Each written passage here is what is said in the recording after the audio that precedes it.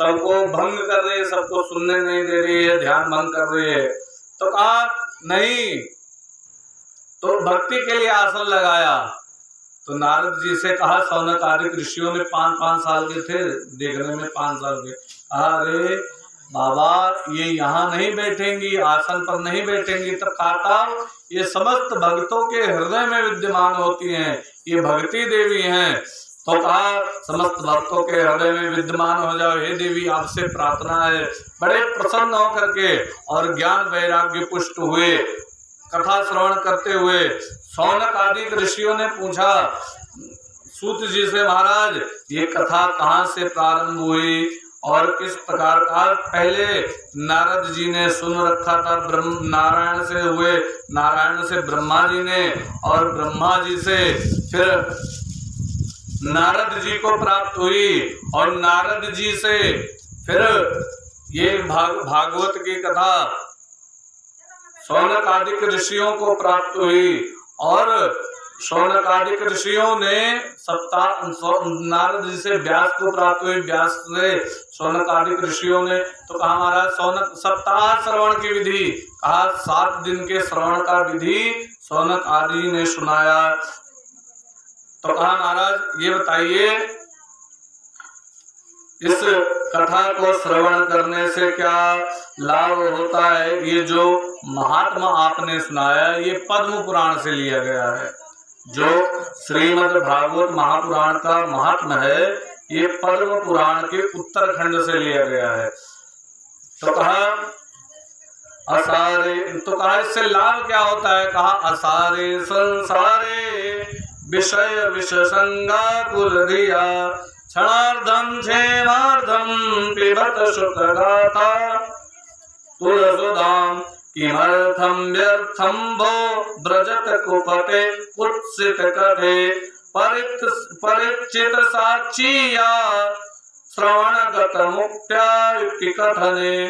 कहा ये असारे संसारे, ये संसार जो है असार है, एक दिन नष्ट होने वाले संसार में जो विषय है, विषय की ये करना है वो करना है, आंख अपना विषय चाहती है कि बढ़िया रूप दिखाई दे, चमक धमक दिखाई दे, और कान अपना सुना जो है विषय खोजता है कि हमारी बड़ाई करे, कि हमें अच्छा कहे। कान अपना विषय खोजता है, जीवा अपना विषय खोजती है कि हमें बढ़िया बढ़िया भोजन मिले, और जो है शरीर अपना विषय सोचता है, त्वचा कि हमें ठंड ना लगे उतना बढ़िया से। जो है इस प्रकार हमें विषयों में फंसाए हुए है कौन? ये जो है विषय मृग तृष्णा हम लोगों को फंसाए हुए है। क्षणार्धम क्षेमार्धम जो, और ये शरीर क्षणभंगुर है, तो इसे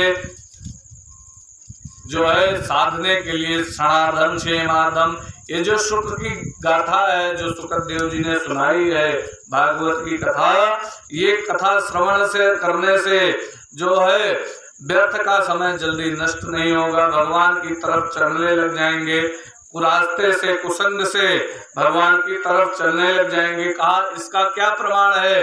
कहा परीक्षित को देख लो, उसका कल्याण हो गया। तो कहने का तात्पर्य भागवत की कथा श्रवण करने से ये जो महात्मा है इससे विषय रूपी तृष्णा खत्म हो जाती है। बोलिए वृंदावन बिहारी लाल की। इस प्रकार भागवत का महात्मा हुआ।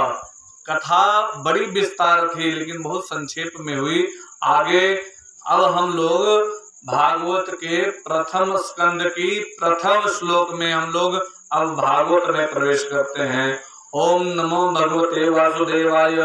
श्रीमद् भागवत महापुराण अथ प्रथमो स्कंद प्रथमोध्याय। प्रथम अध्याय में व्यास जी ने वंदना की।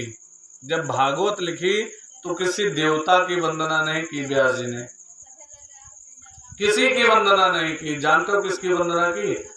किसी की वंदना नहीं की। इसलिए क्यों नहीं की? अब प्रश्न उठता है क्यों नहीं वंदना की।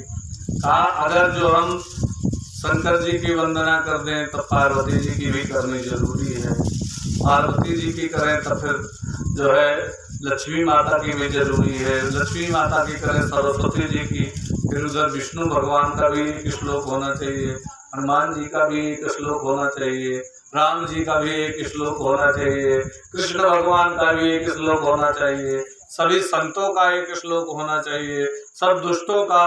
जैसे रामायण में तुलसीदास जी ने सबकी वंदना की, यहाँ तक संसार के जितने दुष्ट प्राणी हैं उनकी भी वंदना की। यहाँ तक लिखा कि जड़ चेतन जग जीव जत सकल राम में जान, अब बंदो सबके पद कमल सदा जोर जुगबान। जड़ चेतन जितने हैं सबकी वंदना की। जो चेतन है, जो जड़ है, सबकी वंदना की। जड़ क्या है और चेतन क्या है, ध्यान दीजिएगा। सीताराम,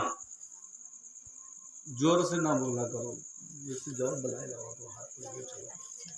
बोलिए वृंदावन बिहारी लाल की। तो कहा जितने जड़ थे, चेतन थे, जितने सबकी वंदना की। जड़ जानते हो, पेड़ पालो, पेड़ पकड़िए, जितने हैं इनके, और जिस चले फिरे वाले चूंटी से लेके हाथी तक सबके वंदना तुलसीदास जी की है। तो कहा महाराज व्यास जी ने सोचा कि अगर एक की वंदना करूं तो दूसरे की छोड़ता हूं तो नहीं सही है, और इसमें अध्यात्म देना है। तो को बड़ छोट कहत अपराधु, शरीर से कोई भी बड़ा हो सकता है, छोटा हो सकता है, लेकिन आत्मा से सब लोग एक ही समान है।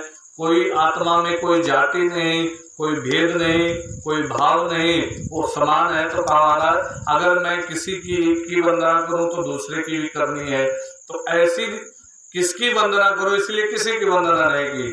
कहा ऐसी कोई वंदना करो उसी में सब लोग आ जाएं। तो किसकी वंदना की जानते हो? लिखा उसमें जन्माद्यस्य यतोऽन्वयादितरितस् चार्थेषु विज्ञास्वराट् तेने ब्रह्म हृदय आदि कवये मुह्यन्ति यत् सूरया तेजो वारि मृदां यथा विनिमयो यत्र सर्गो मृषा धाम्ना स्वेन सदा निरस्तकुहकं सत्यं परं धीमहि। क्या वंदना की जानते हो? धर्मा जन्माद्यस्य यतोऽन्वयादितरितस् चार्थेषु विज्ञास्वराट्। नाम नहीं बताया कि जिससे, कल वाली बात है, जिससे सृष्टि उत्पन्न होती है, हम लोग उत्पन्न होते हैं जिसके द्वारा, और जिससे सृष्टि स्थित रहती है जब इस समय है, और जिसके द्वारा सृष्टि खत्म हो जाती है। नाम नहीं बताया अभी। जिससे सृष्टि उत्पन्न होती है, स्थित रहती है और खत्म हो जाती है, जो स्वयं प्रकाश है, सूर्य, जिससे सूर्य प्रकाश लेता है, जिससे चंद्रमा प्रकाश लेता है, जिससे अग्नि प्रकाश लेता है, और वो ब्रह्मा नहीं है अपितु ब्रह्मा जी को जन्म देने वाला है। ब्रह्मा जी को जिसने जन्म दिया है और वेदार्थ का ज्ञान दिया है, वो कैसा है? मुह्यन्ति यत् सूरया, जिसकी माया में बड़े बड़े सूर्य मोहित हो जाते हैं, विश्वामित्र ऋषि इत्यादि बड़े बड़े ऋषि भी मोहित हो जाते हैं, जो तेजोमय रश्मियों से विद्यमान है। जिसे हम लोग कहूँ सड़क पर जाओ जाते दोपहरिया में जेठ बैसाख के महीना, तो सड़क पर जाने जैसे पानी भर रहा है, दूर से दिखाई दे ना, हाँ, सड़किया नीचे देखो तो जानते जैसे पानी भरा है, वहाँ पहुँचो तो वहाँ पर पानी नहीं है। ऐसे जो बालू वाले स्थान में हो तो दूर से दिखाई पड़ता पानी भरा, दौरा दौरा होंगे तो पता नहीं पानी नहीं है। तो ऐसे ही जल में थल का और थल में जल का भ्रम हो जाता है, वैसे ही यहाँ त्रिगुणमयी माया, तीन गुण कल बताए थे ना, सतोगुण, रजोगुण और तमोगुण। तो सतोगुण जो है कल इसके बारे में बताया था। और जागृत स्वप्न सुसुप्ति, जागृत के तात्पर्य हम लोग जागा जाते जब आंखें देखा जाता है जागृत अवस्था है। स्वप्न जब सोएगा होगा, सपना में चला गया होगा तो स्वप्न अवस्था है। और कहूँ कहूँ ये भी नींद आवती बिरंगा कि होश नहीं रहा था, जब अगर कोई एक बाल्टी पानी बहा दिए तो तब चौक के उठी लेकिन पता न लगी, तो वो होते सुसुप्ति अवस्था। तो कहा अरे गहरी नींद में चला गया नाम होश नहीं रहा, लेकिन ये कहे वाला जो होश कराओ तो भाई आत्मा है कि हमें होश नहीं रहा, लेकिन अतरा होश रहा हम गहरी नींद में रहन। तो वो कहा तीनों रूप से जो विद्यमान, जागृत स्वप्न सुसुप्ति ये मिथ्या होने पर भी जिसके द्वारा सत्य लगती है, ऐसा परमात्मा वो सर्वथा माया से परे है। उस सत्य रूपी परमात्मा का हम ध्यान करते हैं। अब सत्य का ध्यान किया तो सत्य में सब आ जाते हैं, सत्य में सब आ जाते हैं। और सत्य स्वरूप ही आत्मा है। जितने पंथ वाले हैं, कोई के हम बुराई नहीं करते, लेकिन वो लोग कहा सत्य के मार्ग पर चलो, सत्य के तरफ चलो, सत्य के तरफ चलो। चाहे जे कोई भी हैं, जितने भी पंथ वाले कहा सत्य की तरफ चलो। और यहाँ व्यास जी ने सत्य की वंदना की और किसी की वंदना नहीं की। सत्यम परम धीमहि, उस सत्य की वंदना की। और सत्य में ही सब आ जाते हैं। ये आत्मा हमारी सत्य है, ये कभी नष्ट नहीं होती। वही आत्मा समस्त जीवों के अंदर विद्यमान है, वही आत्मा देवताओं के अंदर भी है, वही आत्मा दुष्टों के अंदर भी है। तो उसमें सब आ गए और उसी में शिव आ जाते हैं, विष्णु आ जाते हैं, ब्रह्मा आ जाते हैं। तो समझ लीजिए सबकी वंदना कर ली सत्य की वंदना करने से। और सत्य ही धर्म है। गोस्वामी बाबा ने कहा है कि धर्म न दूसर सत्य समाना, आगम निगम पुराण बखाना।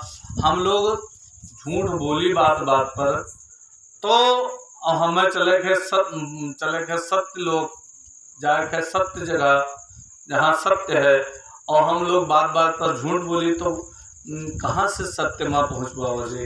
तो कहने का तात्पर्य वो सत्य ही हमारे अंदर विद्यमान है। और जब हम सत्य बोलते हैं तो उसका साक्षात्कार हो जाता है। तो कहा महाराज सत्य क्या है? कहा सत्य ही धर्म है, सर्वप्रथम धर्म सत्य ही है। कहा तो धर्म को आपने सत्य बता दिया, तो परम धर्म क्या है? कहा धर्म प्रोचित कैतवोत्र परमो निरवत्सराणाम सताम वैज्यम वैस्तव मत्र वस्तु शिवदम तापत्रयोन्मूलनम श्रीमद् भागवते महामुनिकृते किं वा परेरीश्वर सद्यो हृद्यवरुद्रते पृथिवी शुश्रूषितक्षणात्। कहा धर्म ही सत्य है। और परम धर्म क्या है? परम धर्म है भगवान की कथा, कृष्ण की कथा, जो निष्कपटी संत से हम श्रवण करते हैं। जानने योग्य कथा कैसी है? शिवदम शिवम ददाति कल्याणम। शिवदम किसको कहते हैं? शिव कहते हैं किसको?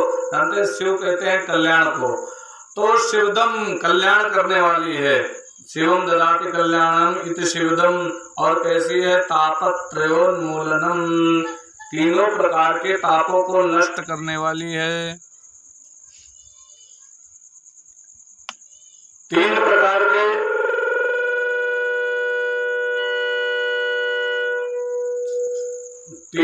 के ताप कौन कौन से जानते हैं ना? कल बताया था दैहिक ताप, दैविक ताप, भौतिक ताप। सब कथा जुड़ी हुई है, एक तरह से ध्यान दीजिए। जो कथा आज हो जाती वो कुछ न कुछ अंश कल आएगा उस कथा में, ये बात ध्यान रखिएगा। तो तीनों तापों को नष्ट करने वाली है। और जब कथा सुनने का मन बना लेते हैं हम कि अब कथा सुनना है और जाएंगे, तो वो भगवान गोविंद हमारे हृदय में प्रकट हो जाते हैं। किसी ने पूछा भगवान से, कहा आप कैसे प्रकट हो जाते हैं? कहने का तात्पर्य क्या है? कहा प्रकट हो करके जब जो कोई कथा सुनने के लिए निकलता है तो उसका भगवान रक्षा करते हैं, चाहे जैसे भी, चाहे जहां हो।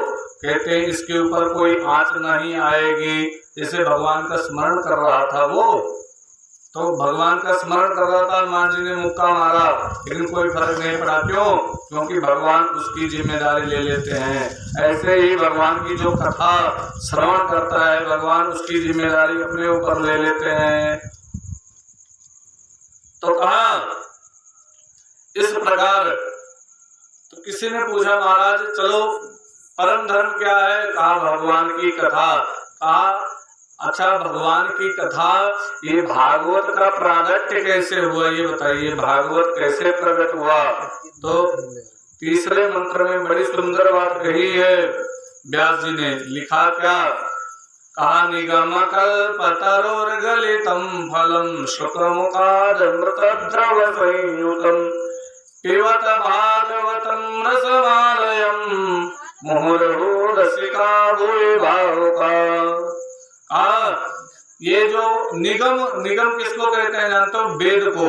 वेद रूपी वृक्ष का पका हुआ फल, निगम कल्पतरोर्गलितं फलम, निगम रूपी कल्प वृक्ष का पका हुआ फल, और पका हुआ ही नहीं गला हुआ। तो किसी ने पूछा महाराज गला हुआ फल कैसे है ये बताइए। गले हुए फल में कीड़े पड़ जाते हैं, जैसे गला आम हुआ या और कोई फल हुए, वहाँ कीड़ा पड़ जाते, ज्यादा पाक हुआ तो हमारे उसमें कीड़े पड़ जाते हैं, तो कैसे हो सकता है? तो कहा और कोनो जरूरी नहीं कि गला मीठे होता है, कोनो सही है। अब यहाँ पर उदाहरण ले लो आम वाला। जैसे आम का फल है वो पका हुआ है, गला हुआ है, लेकिन उसमें कीड़े पड़ जाते हैं। लेकिन अगर पहले हम लोग छोड़ रहे जावा जा रहा, आम जब खाए तो वहाँ पर जो कहूँ कटा आम मिल जाए, सुग्गा काटा, तो कहते अरे सुग्गा काटी सी आम कटोला मिल गई तो बड़ा मीठा पक्का है, वो पहले दौड़त करके वो चाहे जैसे भी छोरा छुट्टी करके वो छोड़ के खाए लेते ये हमें चाहिए। तो वह सुग्गा का झूठो नहीं मान रहे, तो वह बचपना वाली बात है यहाँ पर। तो ये वेद रूपी वृक्ष का फल है और पका हुआ है, गला है फल, इसमें कीड़े बिल्कुल नहीं है। तो अब ये सोच लो, चाहे भगवान ये जो वेद रूपी वृक्ष का फल है ये पका हुआ है, गला हुआ है, शुकमुखाद मृतद्रव संयुतम, शुकदेव रूपी तोते का मुख लगा हुआ है। इसे चाहे मान लो कि सुग्गा के कांटे से फल मीठ हो जाता है, या सुग्गा के मुंह में कुछ वस्तु रहती जोने से फल मीठ हो जाता है, या फिर हम लोग, या फिर सुग्गा ऐसे ही फल में मुंह में आता है कि वो पहले से मीठा हो। कुल मिला के सुग्गा के काटा फल हम कबो खट्टा रहेगा। तो कहा ये मीठा है, तो कहा मीठा है, कहा कैसे कह सकते हो? कहा इसमें तोते ने मुंह लगाया है। कहा कौन से तोते ने मुंह लगाया? भागवत में, भागवत रूपी फल में कौन से तोते ने मुंह लगाया है? शुकदेव रूपी तोते ने मुंह लगाया है। जे हूं के होकर ये उनके कथा नहीं सुनेगा ते शुकदेव रूपी तोते ने मुंह लगाया है। तो कहा ये मीठा है? कहा इसमें भरा क्या है? अरे फल में छिलका होता है, घिसली गुठली होता है, तो इसमें क्या छिलका है, गुठली है? कहा कुछ नहीं है। कहा तब इसमें क्या है? कहा इसमें रस भरा पड़ा है। कहा कौन सा रस भरा पड़ा है? कहा अमृत रूपी रस भरा पड़ा है, अमृत द्रव संयुतम। तो कहा इसको क्या करना चाहिए? कहा इसको पीते जाओ, पीते जाओ। पीने का तात्पर्य मुंह से नहीं पीना, कानों से भागवत की कथा सुनते जाओ, सुनते जाओ, सुनते जाओ। एक दिन मुहुर्मुहुः रसिका भूय भावुका, जो है ये हृदय द्रवित हो जाएगा भगवान की भक्ति में। जब भगवान की कथा सुनते जाएंगे तो हृदय द्रवित हो जाएगा। और उसके बाद व्यास जी की वंदना की, नारायणं नमस्कृत्य नरं चैव नरोत्तमं देवीं सरस्वतीं व्यासं ततो जयमुदीरयेत्। और कथा बड़ी विस्तार है, ध्यान दीजिए, हमारे जीवन में उपयोगी वाली बातें इसमें हैं। कथा चल रही थी, सूत जी सुना रहे थे 88,000 ऋषियों को कथा। अब